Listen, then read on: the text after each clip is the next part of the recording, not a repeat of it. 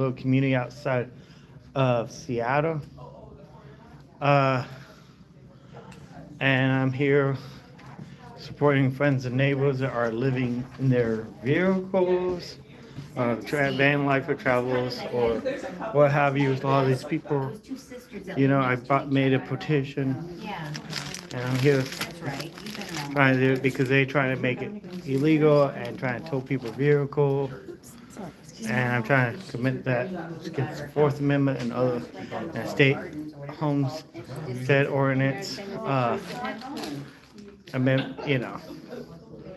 Because if your property is considered your house, and there's a lot of ladies here that have been living here in Monroe for a while, and they're concerned about rezoning and everything, and I'm just trying to stop the war on the poor. The meeting should be starting here soon. Should be scheduled to start at 7 o'clock.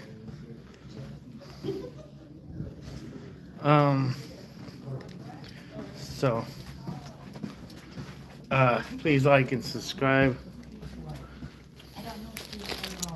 Let me know if you guys can hear this and everything is good. The one that has passed away. Yeah, basically they trying. So the city of Monroe is trying to pass. It had passed a 24-hour ordinance. So like if you have an RV or you live in an RV, you have 24 hours to vacate the city of Monroe before they impound you. Yeah, that's what I heard, but I don't know. Which is ridiculous. They just that they have a right to take away somebody's property with it. Mosquitoes are coming. That's what they're doing, yeah. And a lot of these people are not like a lot of the people that live in a car and not drug addicts or anything. They just van life. A lot of them are like old retired people that are like, they want to go travel around the country when they retire and Freedom. And a lot of the people in Monroe, especially here in Monroe, a lot of them are the people that live in a vehicle are older retired people that they just want to travel around, or they can't afford a house, so they're doing it out of necessity. But they're not like crazy homeless people, and even if they are, they don't have a right. I don't think the city is like have a right to make a law against living in a vehicle. I mean, if they causing other problems, those problems should be dealt with. If they're on drugs or they're causing other problems, those things could be dealt with by those problems. We already have a war on drugs. We don't need a war on the poor. Just for, it's just ridiculous. And that's the whole. It's basically that says all that. There's two laws that, a federal law and a state law that it is actually breaking. There's a Homestead Act that is being. I don't know. You want that? I got several copies. No, thanks. Thanks. No, not yet. Thank you. Yeah, I know. You got your own fish to fry.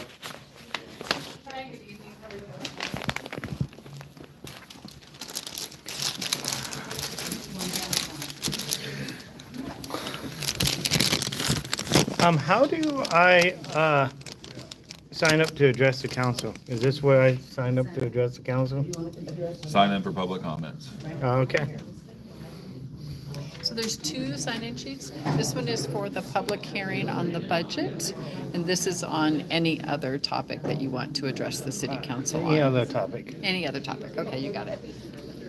Do you have the information you need to?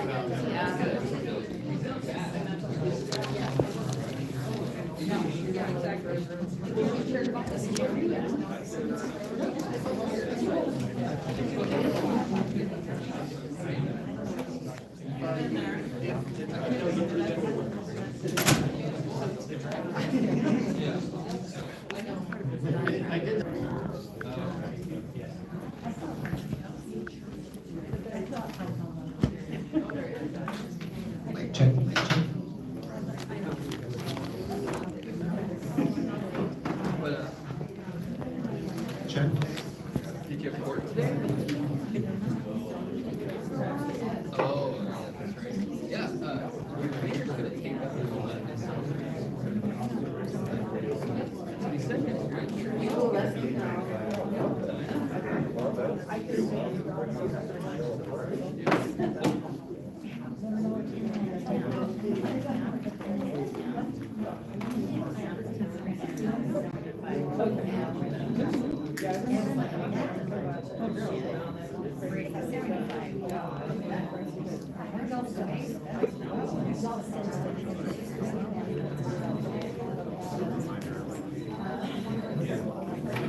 just want your address. 149.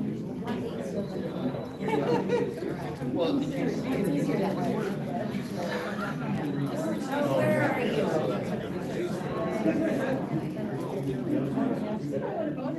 So we're right. Yeah, and I'm next to the block.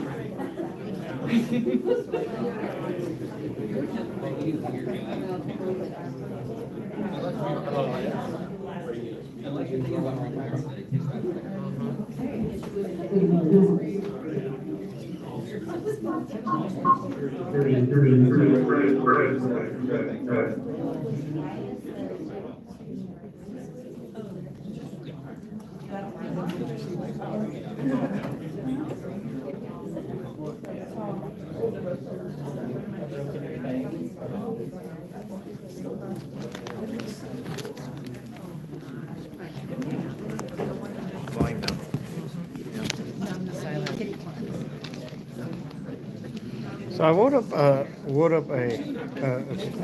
up my comment. Yeah, perfect. Or yeah. it's like a petition. Yeah. Should I have that in at when I make my comment, or do I hand it in early?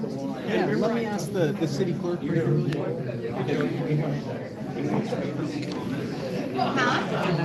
Printed comment. You can hand it, are you planning to read I it? plan on also reading it. I brought multiple copies. Yeah, you can hand it to me, so You want after me to you hand read you, it. or after? Oh, do you have copies? I have Okay. multiple copies. I got you, okay.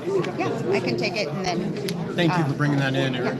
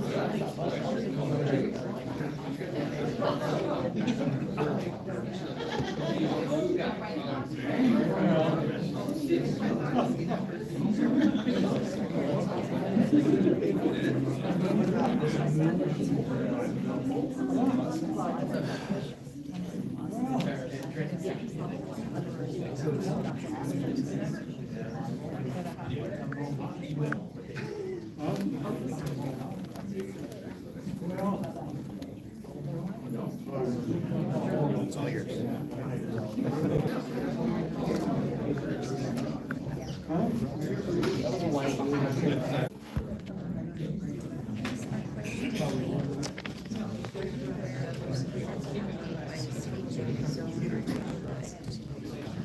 Are there plans of the city rezone? No, this is not getting paper.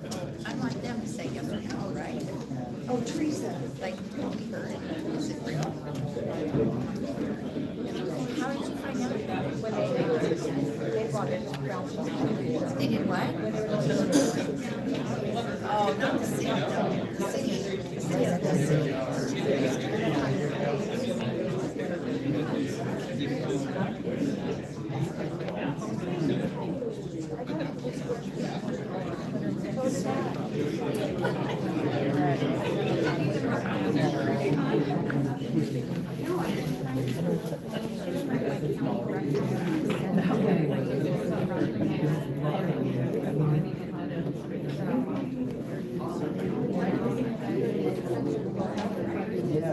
These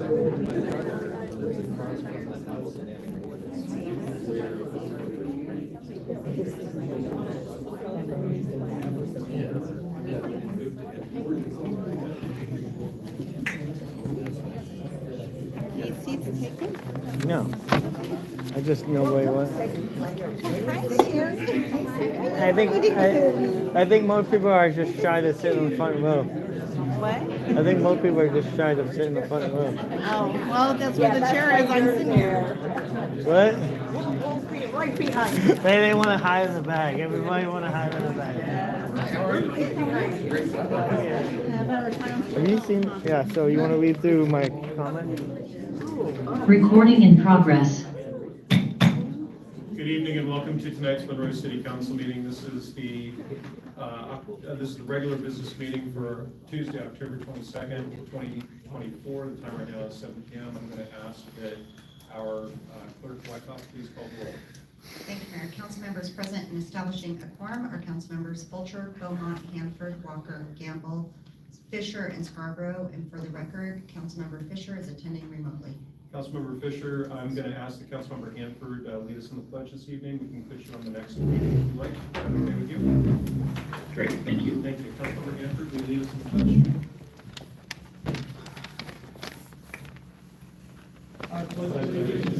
Flag of the United States of America and to the republic for which it stands, one nation, under God, indivisible, with liberty and justice for all. Thank you. First item on the agenda is public comments. This is item number 4. This is a limited opportunity for people to speak to the council during this council meeting. This is not a question and answer session, so this is your opportunity to address the council. Pursuant to the council rules of procedure, spoken public comment is limited to in-person comment only and must comply with standards set forth in the council rules. Comments are limited to 3 minutes. We will have a timer up on the screen. Information on where to send written comments in the event that you'd like to send your comments in writing or do not have enough time to complete your comments here from the podium. Those written comments can be sent to the council, and information is available on the screen on where you can send those emailed comments. Lastly, this is a time for you to be heard. It's important that there not be comments, applause, and so on from other people in attendance at this evening's meeting. We'll now begin the public comment. I'm going to go through the list that is presented before me. And as you come forward, I'm going to ask that you please state your name, your area of residence, or association with the city, and then we will start the timer. First person who has signed up this evening is Cindy Maylard. Yes. Please come forward. To the podium right here. Thank you.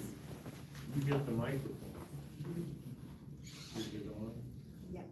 My name is Cynthia Mallard. I live at 14918 on 181st Avenue, Southeast.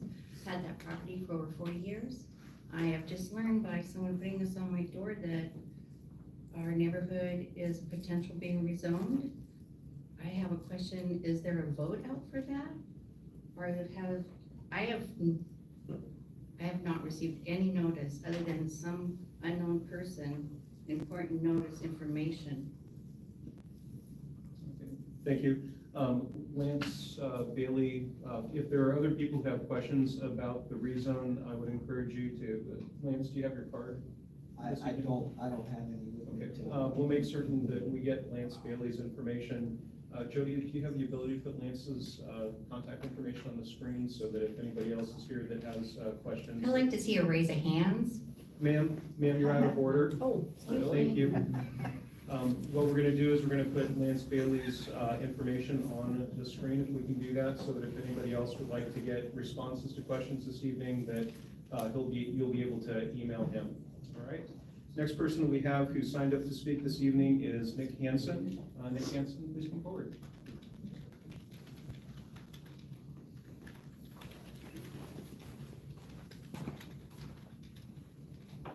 Good evening. If you could please state your name and association with the city, and then we'll start the timer. Thank you. Nick Hansen, a resident, 14929 182nd, and my concerns this evening are the rezoning of our neighborhood. One of the big concerns is what's it going to do to our taxes, and another concern is if I wanted to live in an apartment, I would have bought next to an apartment or bought an apartment. There's another issue that none of us were notified. That's a huge concern from all of us. We had one person in our group that saw this and had to tell everybody about it. And I didn't really put a lot of thought into what I was gonna say tonight, but those were my concerns. Thank you very much. Thank you. Next person who signed up to speak is Erick Brown. Erick Brown, please come forward and state your name and association with the city, and then we'll start with that. Please state your name. My name is Erick Brown. I currently live in Monroe, and I'm here visiting family. I am really concerned about, I don't know when this ordinance been coming into effect. It's 10-10-020, the ordinance about the 24-hour parking. If you are an RV or living in your vehicle, I believe a lot of these individuals are retired travelers, people that are just trying to live their best life. They don't do any other harm or break any other laws other than, just trying to exist in a vehicle traveling through the town. I'm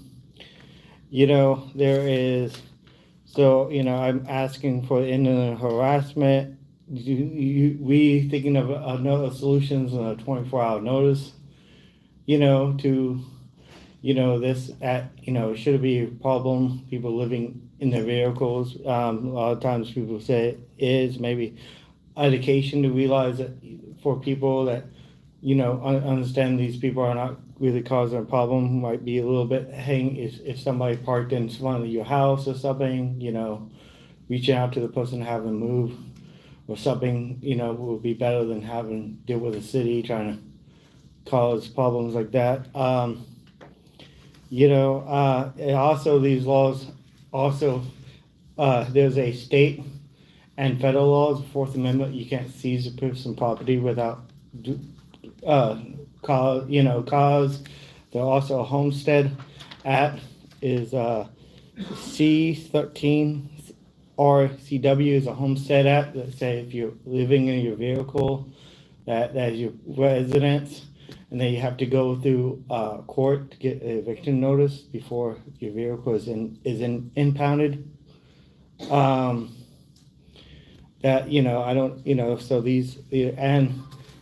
talked to somebody said, just because the Supreme Court made a ruling that they're not going to put any further protections on people that are homeless doesn't mean that the protections that already apply is no longer in void against poor people and homeless. I believe this is a war on the poor, and I'm here been advocate against the poor for 20 years. I've been doing the walks for the homeless and advocating for people that are poor and homeless and living in a vehicle, because I feel like cities across the country have made it a mission to take away the rights of the poor and the homeless. And there's a lot of ways to deal with poor and homeless. If you want to deal with drug issues, you want to deal with mental health issues, deal with those issues directly.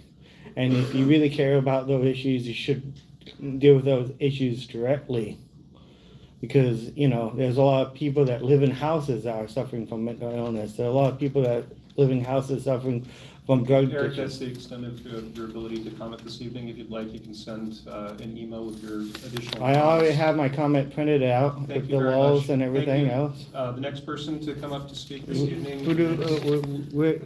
Can I hand this? You can provide it to Jody right there, our clerk. Thank you. Thank you. Next person we have who signed up to speak this evening is, I think, it's Delanda? Delson, thank you. No problem. And I'm going to ask you to say your names, but I don't, your last name, so I'm going to say your last name. My name is Delson Distroman, and I live at 18024 150 Southeast here in Monroe in the Strawberry Lane neighborhood. I have to say, when we had our new water lines put in, the city was great at communication. If this is what's going to happen with this, it's going to suck, because to date, nobody in our neighborhood knows about this rezoning issue, and that's not fair to us as homeowners. I bought this home 2 years ago. I'm a nurse. I work long hours. I feel safe in this neighborhood when I come home late at night, because some nights I do not come home until 11:30, 12 o'clock from my job when I work a 16-hour shift. It's a quiet neighborhood. I feel safe. You start putting apartments in there and small businesses underneath that, you are inviting a lot more traffic, a lot more noise, and the potential for crime, because those businesses are out of sight and out of mind to the city and to the police department, and you're gonna end up with more crime in that area. Yes, I have a 522 backs up to my backyard, but it does not bother me at all. It is a perfect house for me as a nurse with 2 bad knees. It's a rambler. It's the size I need for family to come visit. That's why I purchased it. I am not pleased with this way the city has handled communication on this. There should have been more things that have gone out prior to even this meeting. In all fairness to your homeowners and your and the people who live in this town, the communication needs to be better. That's about it. I'm also concerned about the property taxes going up and my property value going down, because you put my home right next to an apartment building with businesses. No one's ever gonna wanna buy it. I guarantee you, because I wouldn't buy it. No matter how much I fell in love with the home, next to an apartment building with businesses on the bottom floor, I would not buy a home. And I have a travel trailer gate on my fence within the cul-de-sac, so that if I have a trailer, I can back it into my yard. And I can guarantee you, where you're talking about putting apartments and stuff across from that, people will park in front of that, and in front of my fence, and they will impede on my property, and I'm not going to tolerate that if that happens. That's all I have to say. All right, thank you. Thank you. The next person who signed up to speak is Taylor Rudy.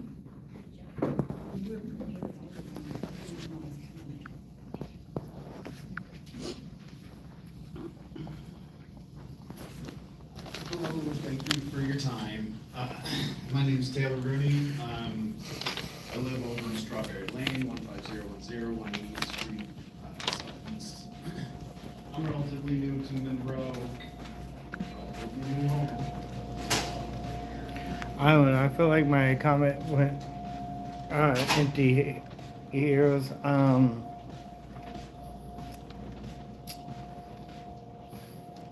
don't know what much more we can do, but I feel like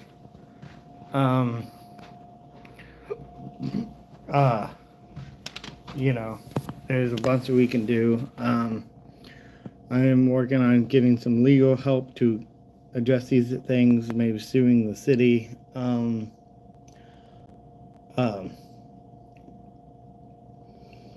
You know.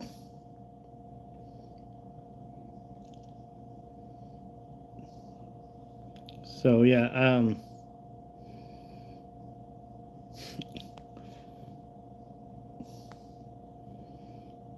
so yeah, I don't know what did, but I should.